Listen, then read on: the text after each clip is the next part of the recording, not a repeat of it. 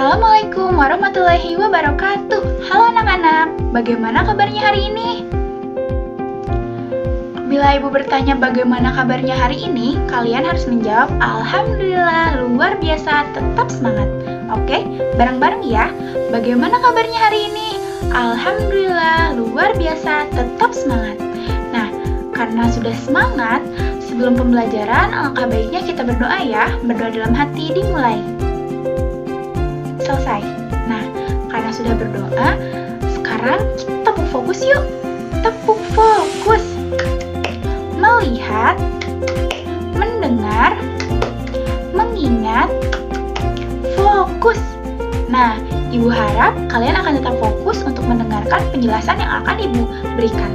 Simak video selanjutnya ya. Halo anak-anak, jadi sekarang kita akan belajar tentang macam-macam perlawanan. Macam-macam perlawanan.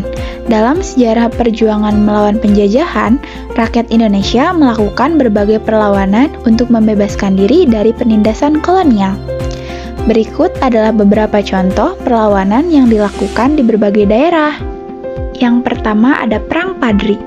Perang Padri terjadi di Sumatera Barat pada tahun 1821 sampai 1837. Awalnya, perang ini bermula dari konflik internal antara kaum Padri yang dipimpin oleh Tuanku Imam Bonjol dan kaum adat. Kaum Padri menginginkan penerapan ajaran Islam secara murni di masyarakat, sementara kaum adat mempertahankan tradisi lokal seperti sabung ayam, minuman keras, dan judi yang dianggap bertentangan dengan ajaran Islam. Perselisihan ini semakin rumit ketika Belanda mulai terlibat dan berpihak pada kaum adat untuk memperkuat pengaruhnya di Minangkabau. Alasan utama pada perlawanan kaum Padri adalah upaya mereka untuk melawan Belanda yang mencampuri urusan masyarakat Minangkabau. Selain itu, kaum Padri juga berjuang untuk menghapus kebiasaan adat seperti judi, sabung ayam, dan minuman keras yang dianggap merusak tatanan Islam. Ketika Belanda mulai memperluas kekuasaannya di wilayah ini, Tuanku Imam Bonjol memimpin perlawanan yang tidak hanya bertujuan mempertahankan ajaran agama, tetapi juga melawan penjajahan.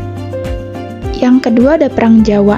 Perang Jawa yang berlangsung dari 1825 hingga 1830 merupakan salah satu perang terbesar melawan penjajahan Belanda di Pulau Jawa. Perlawanan ini dipimpin oleh Pangeran Diponegoro, seorang bangsawan dari Kesultanan Yogyakarta. Perang ini bermula dari perampasan tanah leluhur Diponegoro di Tegalrejo oleh pemerintah kolonial Belanda untuk pembangunan jalan. Bagi Diponegoro, tindakan tersebut tidak hanya melukai harga diri bangsanya, tetapi juga menjadi simbol dari pengabaian hak-hak rakyat oleh penjajah. Selain masalah perampasan tanah, Pangeran Diponegoro juga merasa marah terhadap campur tangan Belanda dalam urusan internal kesultanan. Di sisi lain, rakyat kecil menderita akibat pajak tinggi dan kerja paksa yang diberlakukan oleh Belanda. Melihat penderitaan rakyat, Diponegoro menggerakkan perlawanan yang melibatkan berbagai kalangan termasuk petani dan juga ulama. Perlawanan ini menunjukkan semangat rakyat untuk melawan penindasan dan mempertahankan harga diri bangsa. Yang ketiga ada Budi Utomo. Budi Utomo didirikan pada 20 Mei 1908 oleh Dr. Wahidin Sudirohusodo bersama sejumlah mahasiswa Stovia atau Sekolah Dokter Pribumi di Batavia.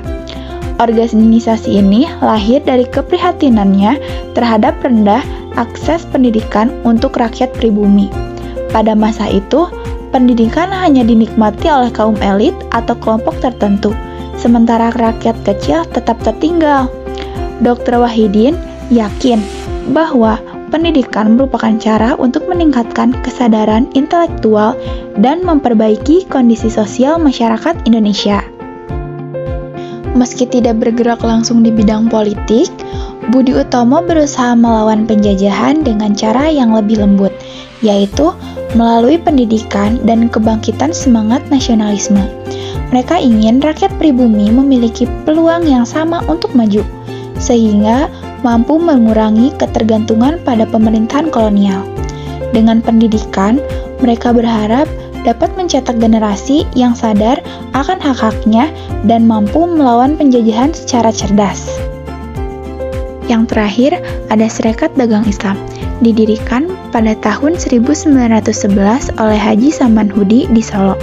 Serikat Dagang Islam awalnya adalah organisasi yang bertujuan melindungi pedagang batik pribumi dari persaingan tidak sehat dengan pedagang asing, khususnya Tionghoa. Saat itu, pedagang pribumi sering tertekan akibat monopoli dan ketidakadilan dalam perdagangan. Dengan adanya Serikat Dagang Islam, para pedagang pribumi dapat bersatu untuk saling mendukung dan menguatkan posisinya dalam ekonomi. Seiring perkembangannya, organisasi ini berganti nama menjadi Serikat Islam dan memperluas perjuangannya ke ranah sosial politik. Mereka menentang monopoli ekonomi yang dilakukan pemerintah kolonial dan memperjuangkan keadilan bagi rakyat pribumi. Serikat Islam menjadi salah satu organisasi besar yang menyuarakan penolakan terhadap kebijakan kolonial yang merugikan rakyat, sehingga perlawanannya tidak hanya di bidang ekonomi tetapi juga di bidang politik. Nah, yang Ibu jelaskan barusan merupakan macam-macam dari perlawanan. Jadi, perjuangan melawan penjajahan di Indonesia dilakukan melalui perlawanan fisik dan pendekatan dan kekerasan. Perang Padri di Sumatera Barat menegakkan ajaran Islam sekaligus melawan campur tangan Belanda. Sementara Perang Diponegoro di Jawa menolak ketidakadilan dan penindasan kolonial. Organisasi seperti Budi Utomo dan Serikat Islam berjuang melalui pendidikan dan keadilan ekonomi mencerminkan semangat persatuan bangsa untuk meraih kebebasan. Sebelum kita mengakhiri pembelajaran kita hari ini, Ibu punya lagu nih, kita nyanyiin bareng-bareng ya.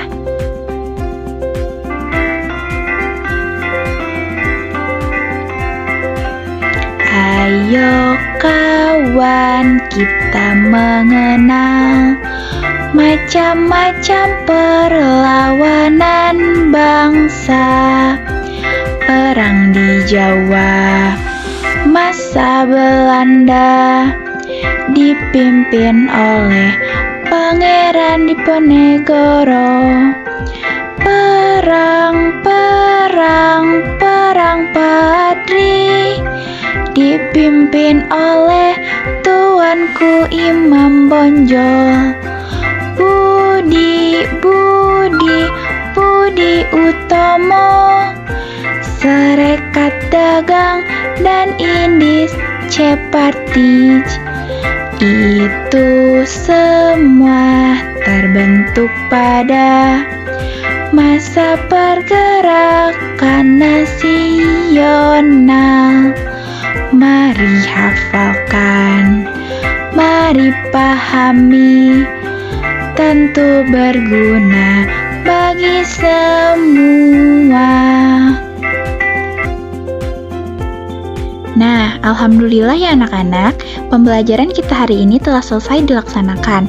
Ibu berterima kasih sekali kepada kalian yang telah mendengarkan hingga akhir. Ibu cukupkan. Sekian, wassalamualaikum warahmatullahi wabarakatuh. Sampai jumpa anak-anak.